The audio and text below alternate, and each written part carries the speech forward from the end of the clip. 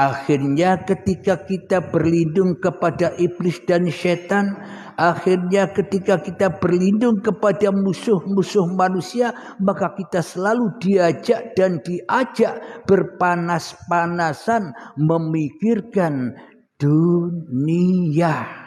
Kita dipanas-panasi dengan gemerlapnya dunia.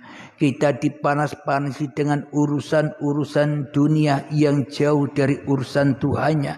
Inilah karena kita selama ini hanya minta perlindungan kepada musuh manusia, yakni iblis, setan, jin, dan dajjal yang ada di dalam hati setiap manusia. Maka manusia hidupnya merana, sengsara, penuh kesedihan, penuh kedukaan, penuh penderitaan. Kenapa? Karena kita selama ini hanya berlindung dan kita selama ini hanya menjadi budak-budaknya setan saja.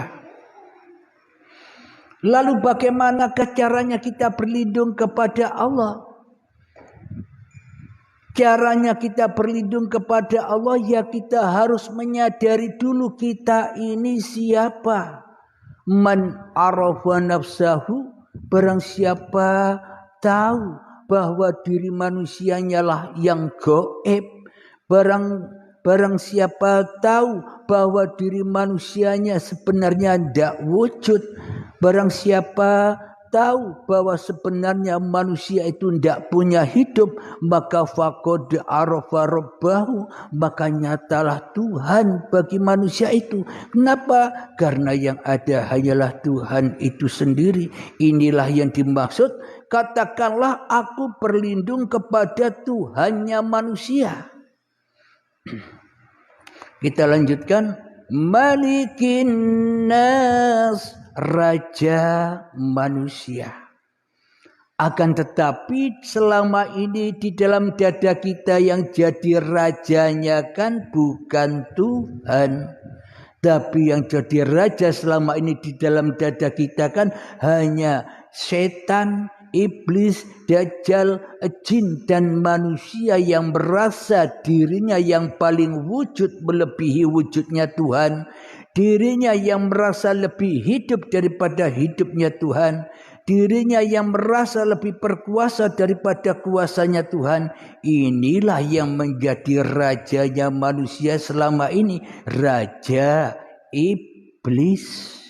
Kenapa? Karena manusia hanya berlindung kepada diri kemanusiaannya sahaja di dalam dadanya. Bagaimanakah kita bisa bertemu dengan rajanya manusia? Ya, kembalikanlah hidup dan badan ini kepada sang raja. Maka disitulah kita akan bertemu dengan raja di rajanya manusia. Siapakah? Sang pencipta manusia. Kita lanjutkan. Ilahin nas, sesembahan manusia. Selama ini di dalam dada manusia termasuk diri saya, siapa yang kita sembah? Berhubung di dalam diri saya Abdul Halim, yang wujud masih Abdul Halimnya, yang hidup masih Abdul Halimnya, yang berkuasa masih Abdul Halimnya. Tentunya Abdul Halim menjadikan dirinya sendiri sebagai sesembahan, yakni menyembah dirinya sendiri. Solatnya disembah-sembah sendiri, ibadahnya disembah-sembah sendiri, zikirannya disembah-sembah sendiri, harta-hartanya disembah-sembah sendiri, pangkat dan kedudukannya disembah-sembah sendiri. Apa maknanya disembah-sembah sendiri itu? Diaku-akuilah bahwa semua itu terjadi karena turut campur tangannya manusia itu sendiri. Tak ada turut campur tangan Tuhan. Kenapa Allahnya gaib? Kenapa? Karena manusia tidak menjadikan Allah sebagai sesembahan di dalam hatinya. Lalu bagaimana yang dimaksud sesembahan manusia. Manusia mempersembahkan dirinya kepada Tuhannya. Ya Allah, hidup ini adalah Engkau. Ya Allah, badan ini adalah Engkau. Aku ikut apa yang Engkau perankan. Aku ikut dengan apa kodok koder yang akan Engkau berikan kepadaku. Aku manut wae. Aku enjoy wae.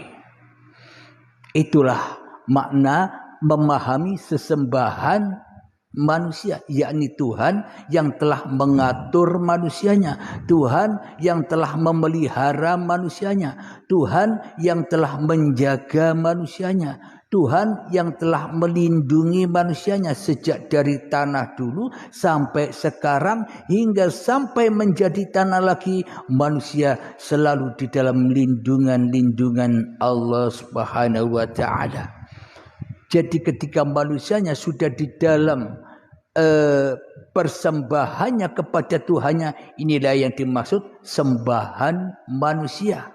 Ketika manusianya sudah tak merasa wujud dan hidup lagi, karena wujud ini Allah, hidup ini Allah. Ini bisa dipahami bagi orang-orang yang sudah terbaiat hatinya.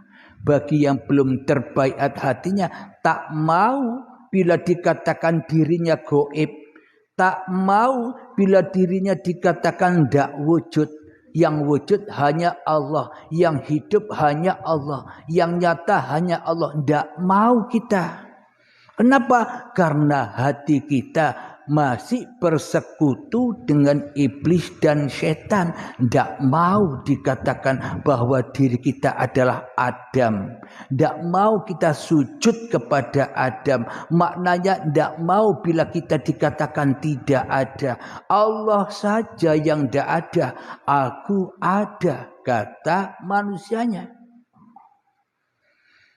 Yang keempat, min syarril waswasil khannas, dari kejahatan bisikan setan yang bersembunyi.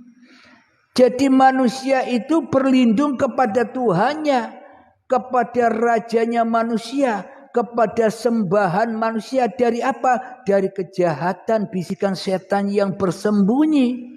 Di mana setan itu bersembunyi? Setan itu bersembunyi ada di dalam setiap dada manusia, termasuk dada saya.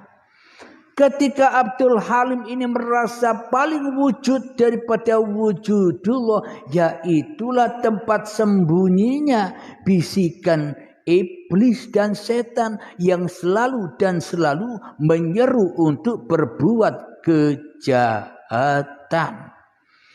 Yang selalu menyeru berbuat kemungkaran. Jadi siapakah yang bersembunyi? Ternyata manusianya selama ini tidak sadar bahwa dirinya telah menjadi setan.